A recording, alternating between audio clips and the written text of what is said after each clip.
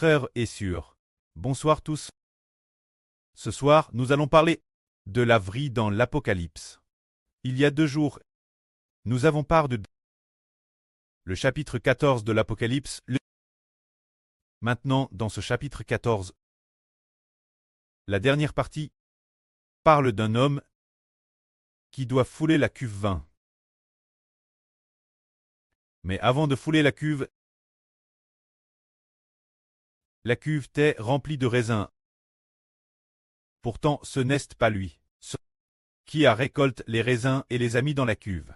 C'est quelqu'un d'autre qui les a récoltés et les a mis dans la cuve vin, pour que celui qui doit fouler la cuve le fasse. Lisons cela. Alors que symbolise le raisin, nous savons que le bel symbolise ceux qui ont la vie éternelle. Et le raisin, ce qui est curieux ici, c'est qu'il symbolise les gens de Satan. Mais des frères et sœurs diront, pourquoi le Seigneur Jésus il compare au vrai cep de vigne? En fait, les fruits du vrai cep sont ceux qui appartiennent au Seigneur. Comment se fait-il que dans l'Apocalypse, les raisins foulent dans la cuve soient décrits par Ashbert comme des méchants? Ici le raisin, c'est du raisin sauvage, pas du vrai raisin. On peut dire du raisin acide et amer.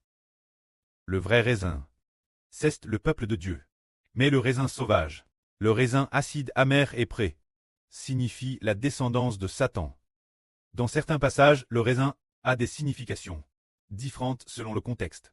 Par exemple, dans le livre d'Ésaïe, le précleste dit « J'avais plan une vigne de choix. Comment a-t-elle produit de mauvais raisins? Comment a-t-elle produit des raisins sauvages?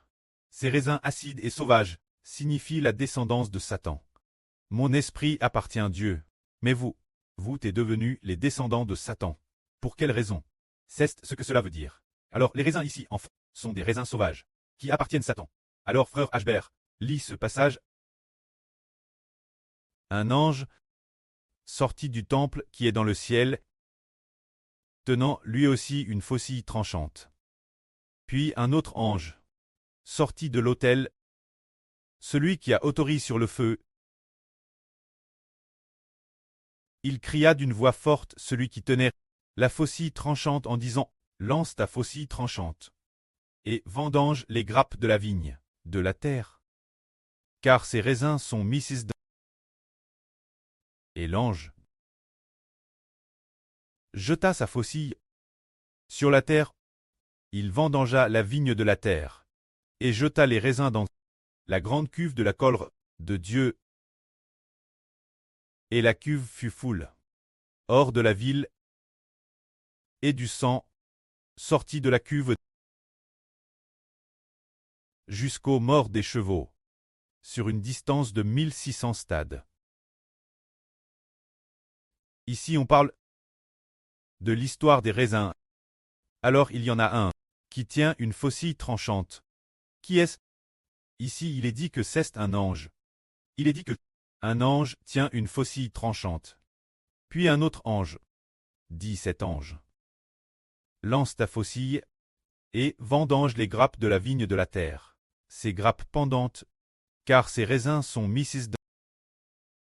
Alors celui qui lui a dit de vendanger dit, cet ange avait autorisé sur le feu.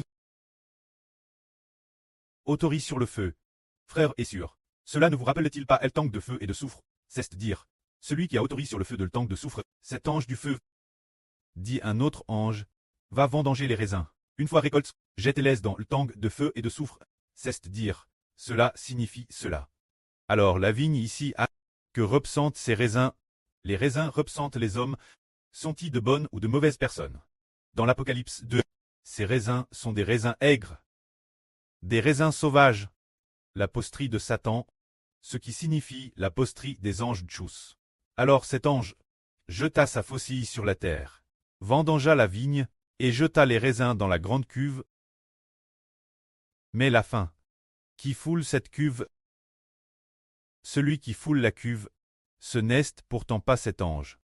Arrive au chapitre 19. Ce n'est que dans les chapitres suivants qu'on découvre Ken Ralit, celui qui foule la cuve, et celui qu'on appelle le roi des rois. Et le Seigneur des seigneurs, Qu'est-ce que cela signifie? En fait, l'ange Adigé décide de livrer ses hommes au roi des rois et Seigneur des seigneurs, pour que le roi des rois, le Seigneur des seigneurs, le frère Ashber foule la cuve et détruise la posterie de Satan. Le frère Ashber pensait, en rallie de ces gens, bien que ce soit le frère Ashber qui les tue. C'est pourtant Dieu qui ordonne aux anges de les livrer entre les mains du frère Ashber. C'est un peu comme les rendre incapables de bouger. Et finalement laisser le frère Ashber utiliser LPE pour l'éliminer. Au début de l'an 2025. La fin de l'an 2024. Au début de l'an 2025. Le frère Ashber a Hervé qu'il tuait un grand dragon. Ce Hervé, les frères et sœurs l'ont entendu maintes fois. Un si grand dragon semblait incapable de bouger les yeux fermes. Les yeux fermes, un TRS grand dragon et le frère Ashber tenait une houe, et lorsqu'il a frappé sa tête, il ne pouvait pas bouger non plus. S'approchant de sa tête, il a regardé le grand dragon. Il avait en fait les yeux fermes. T'est-il endormi? Ce n'est que maintenant qu'il réalise que c'est Dieu qui la livre entre les mains d'Ashber, le rendant impuissant, lui retirant son autorité et sa puissance. La livre entre les mains d'Ashber, pour que le frère Ashber lui retire la cervelle avec une houe. Et puis, il y a environ 2 semaines, dans son RVE, le frère Ashber a tué plusieurs grands serpents, en les piétinant. Ce jour-là, la sur Jaowan a attaqué, puis est devenu faible. Alors le soir, le frère Ashber lui a parlé. Elle était Thérèse faible, semblant extrêmement faible. Alors Ashber a pris, au milieu de la nuit, dans un RVE, il a tué plusieurs grands serpents. Ces grands serpents étaient aussi gros que la cuisse de frère Ashber. La partie de la cuisse PRS de la hanche, leur diamètre était probablement d'au moins 20 cm.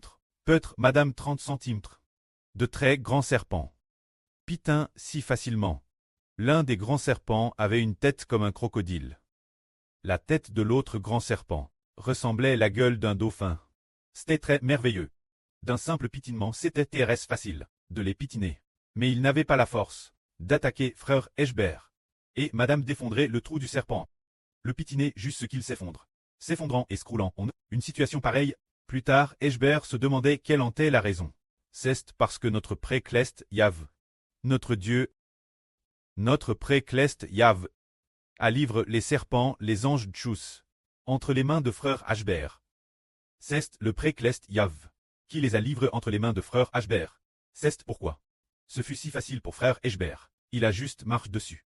Et aussitôt son cerveau a t'écrasé, en marchant sur celle dont la gueule ressemblait à un dauphin, ce grand serpent.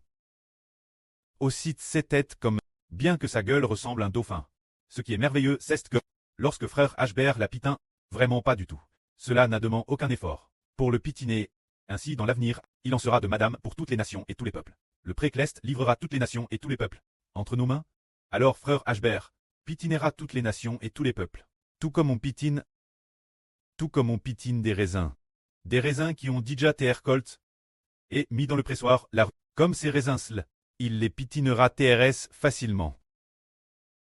Cela nous enseigne que les descendants de Satan prieront ainsi la fin. Alors nous comprenons qu'en réalité les raisins ici sont les descendants de Satan. Le 10 février 2025. Pré-Clest Jova a dit ceci, frère Ashber. L'esprit du pré a dit, frère Ashber, détruire les anges Tchous l'avenir sera comme crasé dans sa paume. Un moustique agonisant. Mais comment se fait-il que les anges Tchous ne soient-ils pas RS puissants? Comment peuvent-ils te tuer comme une fourmi agonisante? Comme un moustique agonisant. Juste dans la paume. DJ mourant et incapable de bouger, attendant seulement que frère Ashber mette fin à sa vie. C'est ainsi qu'il crasera ceux qui appartiennent Satan, qu'il crasera les anges Tchous. Qu'est-ce que cela nous enseigne? Quand nous lisons l'Ancien Testament, dans les livres de Mose, Dieu a dit plusieurs reprises, Jova a DJ pris Sion, le roi des Amoréens, entre tes mains.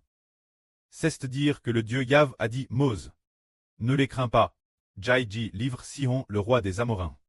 Et Og, le roi de Bazan, entre tes mains. Détruise-le donc facilement.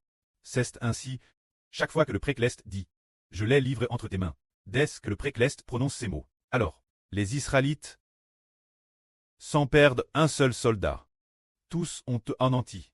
Sion, le roi des Amorains, Og, le roi de Basan. Alors cette terre, A.T. donne la tribu de Ruben, la demi-tribu de Manas, et une autre tribu. Cette personne l'a ainsi obtenue si facilement.